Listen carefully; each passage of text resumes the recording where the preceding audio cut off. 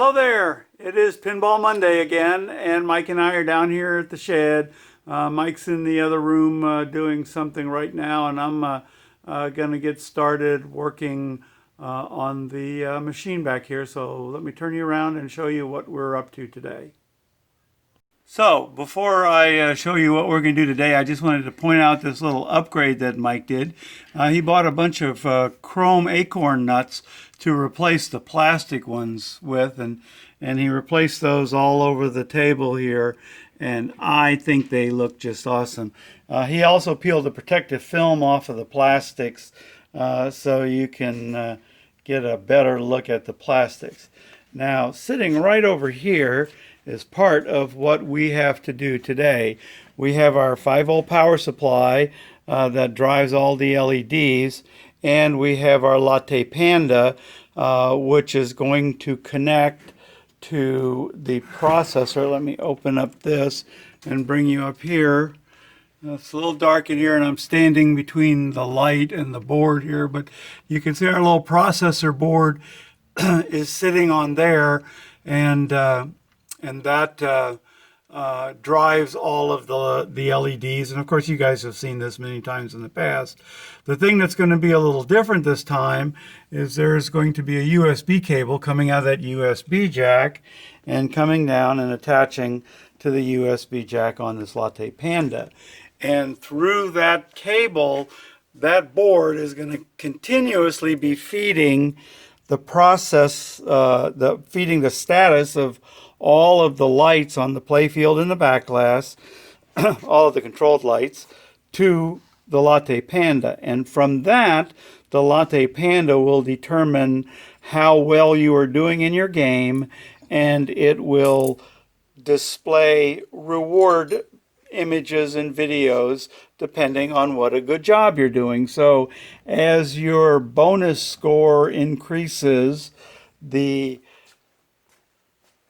quality, quantity, whatever, the level of goodness of the videos and pictures that are showing up here will increase.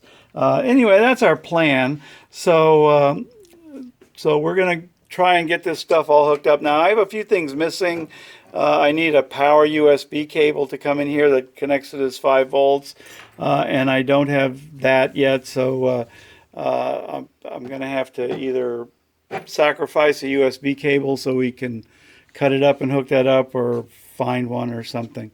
But I think I'm going to start by mounting these two items right down under here. Of course, the 5 volts will feed up and feed power to the LED strip and to this thing, and then we'll move on from there.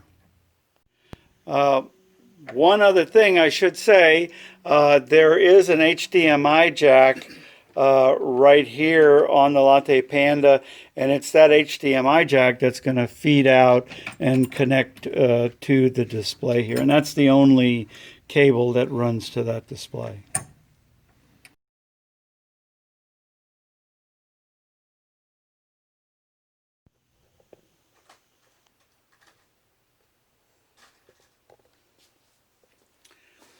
Okay, I have bolted down the power supply. We're going to have to hook 120 volt AC up to it, coming either from the power supply over here where the 110 volts coming up to it, or dropping a line down into there and picking it up down below somewhere. But we need to get that done, and then the output 5 volts needs to distribute to several places. It needs to go to the Latte Panda here. It also needs to go up to this board, and it needs to go to the back end of these LEDs. So we drive 5 volts into the rear end and the front end of the LEDs. The front end come in from here, the back end comes directly into there, and that's generally enough power to power the whole 5 volt line. Sometimes we also bring 5 volts into this point right here, so that there's multiple injection points for 5 volts along that line to keep that voltage from sagging. Now the Latte Panda, I have not bolted down. I just set it down here. And there really isn't any good way of holding this. And Mike suggested that we 3D print a case for this to go into. And I checked up on Thingiverse, and there's several cases already designed for this to fit into.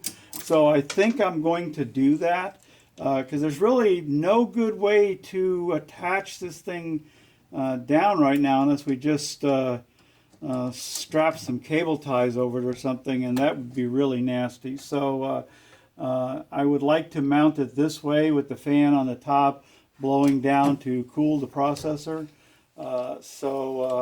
I'm going to take this back home with me today and 3D print a case for it, and then we'll bring it back.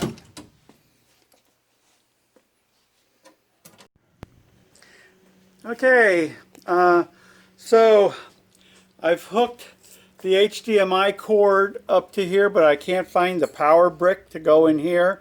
The reason I wanted the power brick is because I need to tap into the power coming off of here, and I wanted to see if the power brick had a 2-prong or 3-prong thing on it. I'm pretty sure it has 2-prong.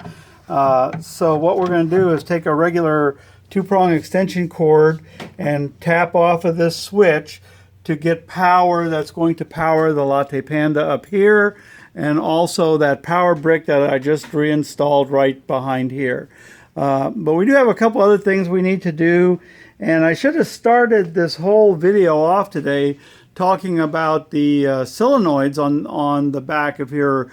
Last week when we ended up, those solenoids weren't working, and I mentioned that it was because of a broken fuse holder. Mike went out and bought just a little inline fuse holder and stuck it in there just for testing purposes, and all of the solenoids worked except for this one right here. And the reason it didn't work is because these wires right here aren't soldered onto it yet. So we're going to have to do that also. And of course we want to put some insulation on those wires and get that strapped down to the table so that it's not loose and flopping around. So working on that power is the next thing I'm going to do.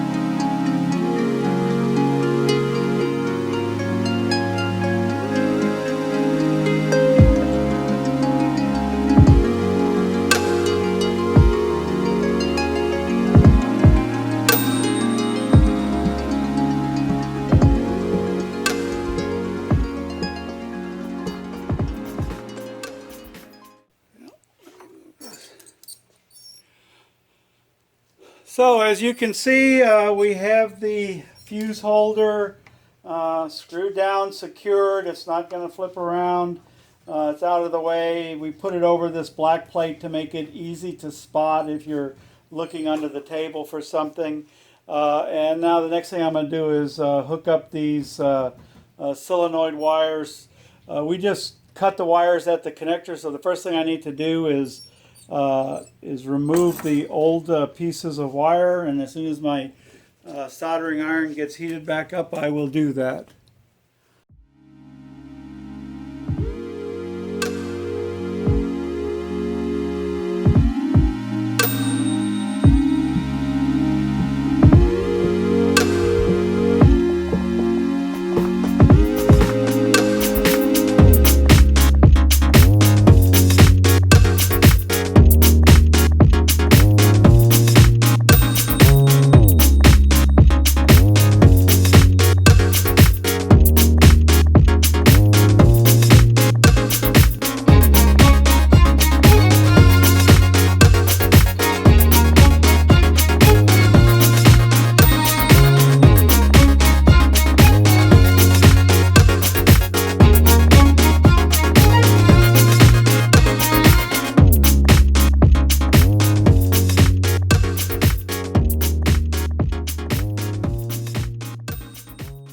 Okay, that's got that hooked up off camera. I'm going to go ahead and put another cable tie down here just to hold these wires nice and tight.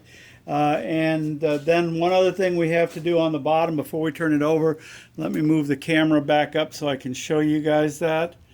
And zoom back out a little bit. So, and I know you're probably not going to be able to see much of it, but you got 3 wires right here. That's our power ground and signal coming in to feed the LEDs on the board. And over here, we temporarily hooked up a cable going out that we just have some red tape on. We need to clean that up, solder those together, put some shrink tubing on them. So we're going to do that also. I'm not going to film that, but once we get that done, then we can flip the tabletop back over. Well, it has been about an hour since I stopped filming.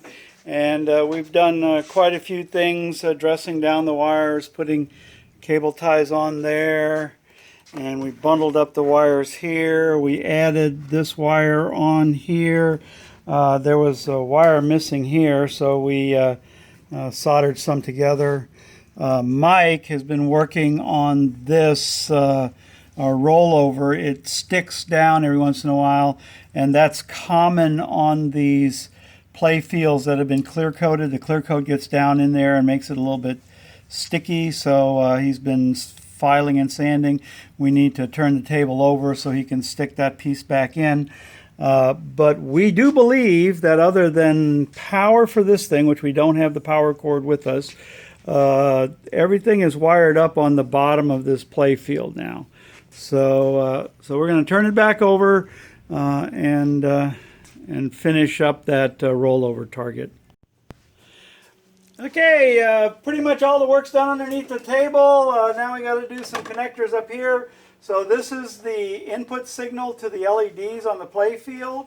I have to attach a connector to it so that it can plug into this board and get the signal from there. So I'm going to be working on that for a few seconds.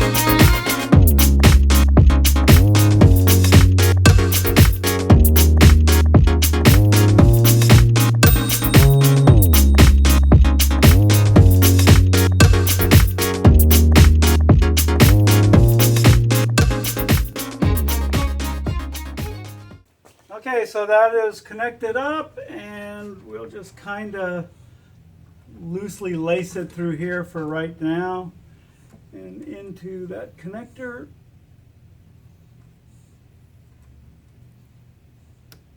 Okay, and so that should connect that up. Now we have to get 5 volts from the power supply up to here, and we need to get AC into the power supply. So that's my next step. I'm gonna not film that, but I'll bring you back when I get this connected up. Well, as always, time is running out before we get done with what we want to do. However, I did get the LEDs connected up. I got the power. You can see that red line there runs down, goes to the power supply, and we got AC coming in from the auxiliary jacket down below. I did not get a chance to connect up power to up here, so we may run a little light on power when we bring this thing up, but hopefully if we turn this thing on now, it should light the LEDs, I hope. Mike is plugging it in as we speak. See, I think we left the switch on. Yes, we got power down there. You probably need to turn. I don't think there's switches on though. We left the switch on. Did you turn it off? I don't know. I flipped it multiple times, checking for which place to hook the power up then to. Then you did do something. Yeah. There we go. Okay. We got the flashing LED going on there, and flippers flipped. Lights are not lighting. Give them a second. Oh, you got a computer back there. Yeah. Of course, that should have been already booted because it got power right away. So, now this is the very first time that my code in my processor is doing anything. And I don't see any lights on my processor. Tell you what, Mike, here, hold this.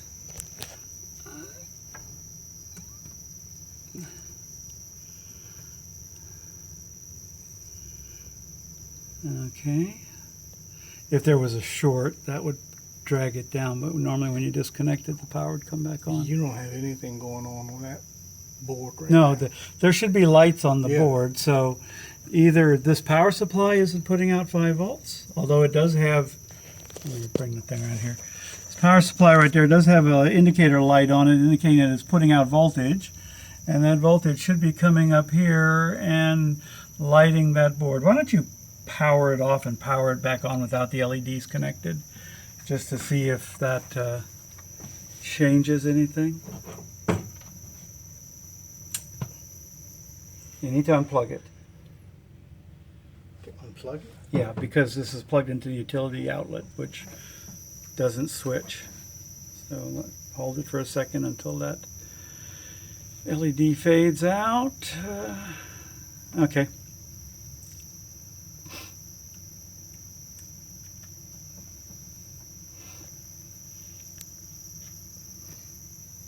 Okay, he plugged it back in. The light came on again on the power supply. No lights came on up there. So I got some work to do. But it is past my quitting time, and I'm going to have to head on home. So I'll snatch that board out of there, take it home, and diagnose it. So thanks a lot for watching, guys. As I've been doing for the last few times, this is only going to be the first half of a 2-week video. So you'll see what happens in a couple of seconds. Hello, it's Monday again. Mike and I are back down at the shed. It's actually 2 weeks since the last little bit of video here. Last week was really busy with our service club organization with some handicap ramp work and a golf tournament and a Christmas tree stand up, and we were just too busy to get down here. So we're picking back up where we left off. So let me show you a couple of things I've done. First of all, I 3D printed a case for our Latte Panda, so that will be mounted in the back box today. We have to take a USB cable cut the end off to use to provide power to this Latte Panda. And we're going to have to take a Dremel tool and just notch out, where is it? Right here. We're going to have to notch out a little bit so that that power plug will get in there. It doesn't quite clear. I also took the processor home. You'll remember we just stopped just a second ago, and this thing wasn't powering up. I took it home, and it seems to power up just fine. So I got a feeling that we just weren't making good contact on the power supply or something. So we're going to be troubleshooting that also. And I picked up a power brick at the house to power the display on here, but we don't have any place to plug this in. So right now Mike is working at getting an outlet that we can install down on the inside of the box. That'll be a switched outlet that will turn this brick off and on, plus the power to the power supply back in the back. So those are kind of the things we're going to be starting on today, and hopefully we'll be able to get this thing powered up and let you guys see something today.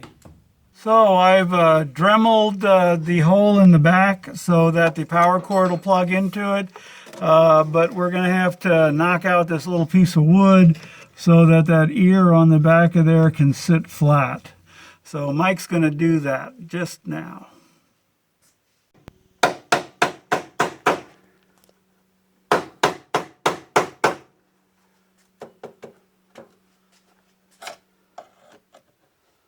That's MDF.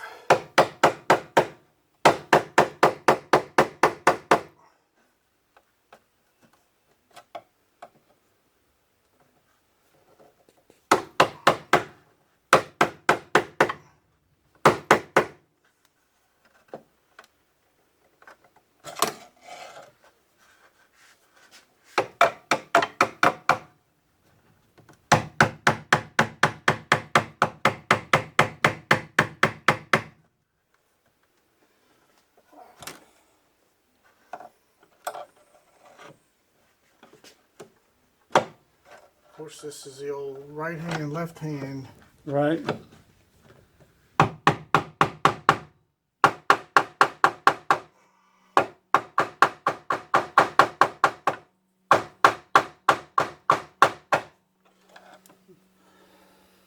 Well, you guys get the idea. I'm going to stop recording so I can maybe help out here a little bit. So while we were working on knocking that wood off, we set this thing out of the way, and in the process we ripped the little power USB connector right off the board. I don't know if you guys can see that on there or not, but there used to be a connector mounted right there, little USB thing. I have read you can also eject 5 volts right there, or on any of these pins that have 5 volts and ground on them. I want to check to see if the 5 volts is also common with the USB connector up front, because if it is, we'll just eject power in on the USB connector in the front instead of the bad in the back. So I'm going to get an ohmmeter out, and I'm just going to do some metering here to see if that's all common.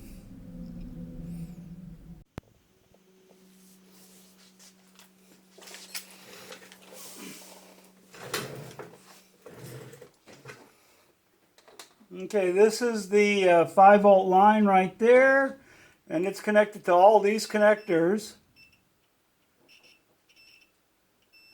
So I could just put a connector on one of these and that would work, but I think it should also be connected, and I know you guys aren't going to probably be able to see this, to the 5 volt line, and it does. Yep. So it connects right to the 5 volts on these USB connectors. We're not using these USB connectors at all, so we will just inject the 5 volts in on this USB connector instead of that little one in the back. And that'll be fine. And that actually works out better because this is going to be sitting with this part facing out, so we can have the power coming in there and the HDMI leaving there, and that's all there'll be. So that's going to work out actually very good. Okay, let me show you where we're at. Mike has installed that outlet right there, and we've plugged our 2 devices into it.